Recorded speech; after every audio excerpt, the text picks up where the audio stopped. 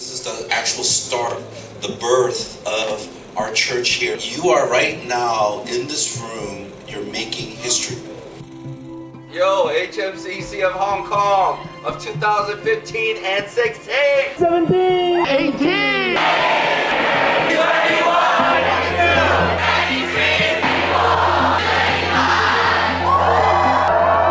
I could never imagine that stepping into our church would change the trajectory of my life. This church really carried a livelihood that I haven't really seen before. I never knew community could be like this. Coming to our church, really seeing the transformation power of the gospel, I became a follower of Jesus.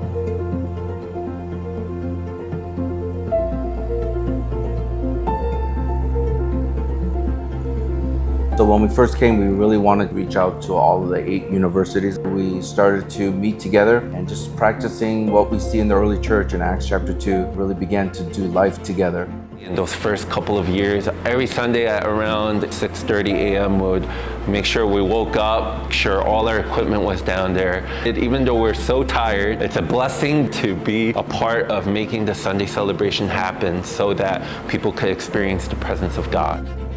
We're willing to do whatever it takes to be able to start the church as well as to reach out to the people that we felt like God was leading us to. For starting campuses that we had, it was because God brought students that came our way and they really enjoyed our community that we had, but they said, hey, can we have something like this on our campus? And we had to say, this is something that God was opening up as an opportunity. Will we follow or will we obey? Seeing how God has been bringing different groups of people and so being able to meet the needs of the different generations in our church. And that's wonderful to have an intergenerational church where we're really building community together and we're learning how to love and serve one another as well. Even early in 2015, I remember when we walked there, they already remembered our names. That was very impressive. Both of us were not from here. We don't have other family members here. I feel like we are more and more like a family. There's something different about this community, some kind of confidence, boldness I've never experienced before. It made me very curious, how are they so passionate about what they are doing? And that's why I kept coming. I'm just impressed at how willing this life group leader of mine was at spending time with me and one other brother to get to know us, to listen to us, to give us some perspective. What would make somebody want to do this? And they would share, oh, because I experienced the gospel through this church, through life group, so I want more people to experience it as well. I think just really seeing people wanting to grow in their love for Jesus and wanting other people to love the Lord, that made me want to do the same.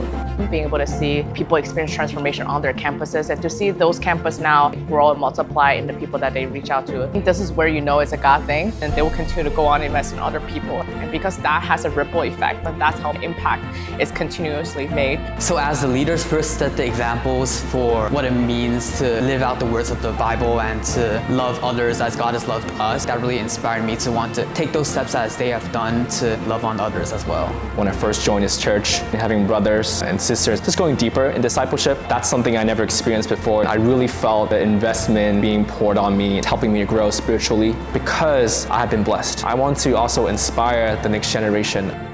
I didn't grow up in a Christian family. Coming here was the first time I actually learned about who God was. I realized that I was one of the fruits of the people who were investing in our campus. They also really wanted to see me experience God. I think that really impacted me a lot. It also made me want to plant seeds, whether it's my campus or in this city too, because there are so many people who are still lost.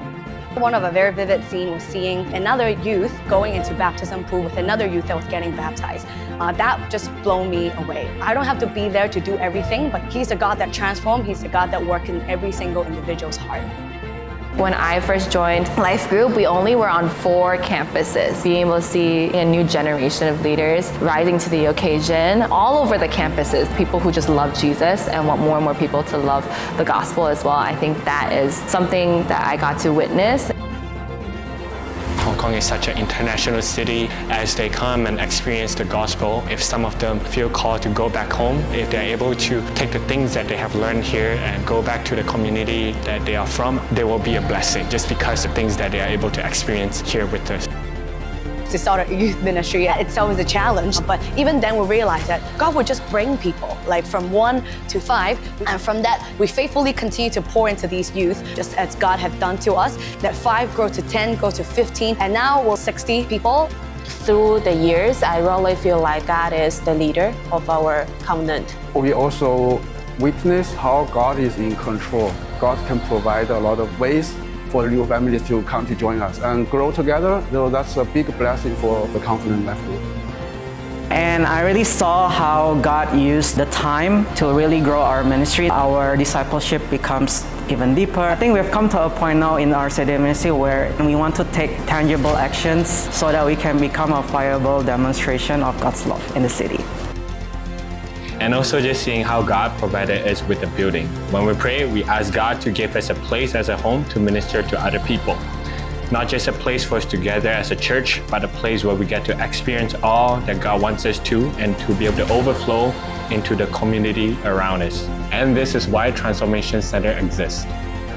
In the past 10 years, God has opened up various doors for us to kind of build those partnerships and understand what's going on in Hong Kong. And so with City Serve, it's been such a great avenue for our members to love the city more and become more aware of the needs and the NGOs that are working in Hong Kong. Some of them have even gotten involved in their different NGOs that they feel very passionate and very burdened for as well. And so it's nice to see them branching off beyond City Serve, trying to build on our local ministry and like the City Summer Collective, and just seeing how God can use that to do more in the future.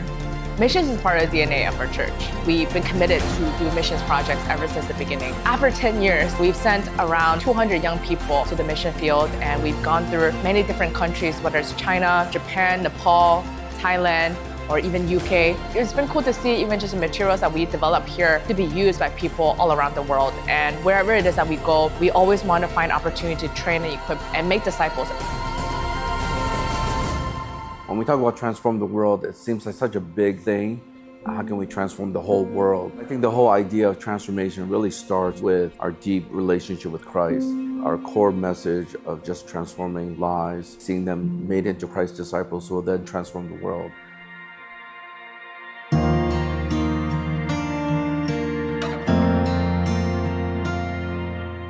You are worthy of it all. You are worthy of it all. For from you are all things, and to you are all things. You deserve the glory. You are worthy of it all. You are worthy of it all. For from you are all things, and to you are all things. You deserve the glory. All the saints and angels, they bow before your throne.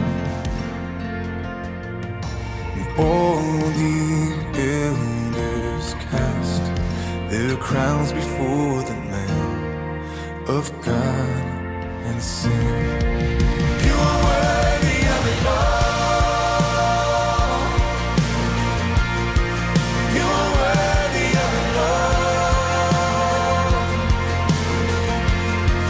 For from you are all things, and to you are all things. You deserve the glory. You are worthy of it all. You are worthy of it all. For from you are all things, and to you are all things. You deserve the glory. You are worthy of it all. Yes, you are worthy of it all. For from you are all things, and to you are all things. It's crazy to think that it has been 10 years and different things that we were able to experience. I think the reason that I'm really committed to the things that I'm doing is because my life was touched.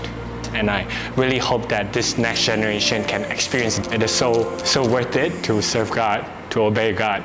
At the beginning of the church plant, the very first year of the church, I remember thinking to myself, man, like God is doing something there. And 10 years later, I feel like that feeling hasn't changed. Even though it may seem tiring, but at the end of it, when you look back, it just feels so worth it.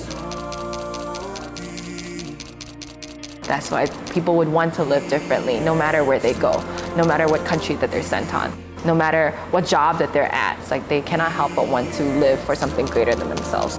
It's not just one person or a couple people, but really is all of our stories coming collectively together, because God is one who is the greatest storyteller, and He's writing our story. And however long God allows us to do that, we want to keep on being faithful to what He has called us to do. Thank you for all the sacrifice and investment and prayers and everything that you have given to the vision and the mission. And that's why we are where we are right now.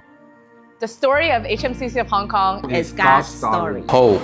God's faithfulness. Full of answered prayers. It's led by God. It's a gift from God. Transformation. Lives being changed. It's still being written by God. It's about God's transformative work, and it continues on.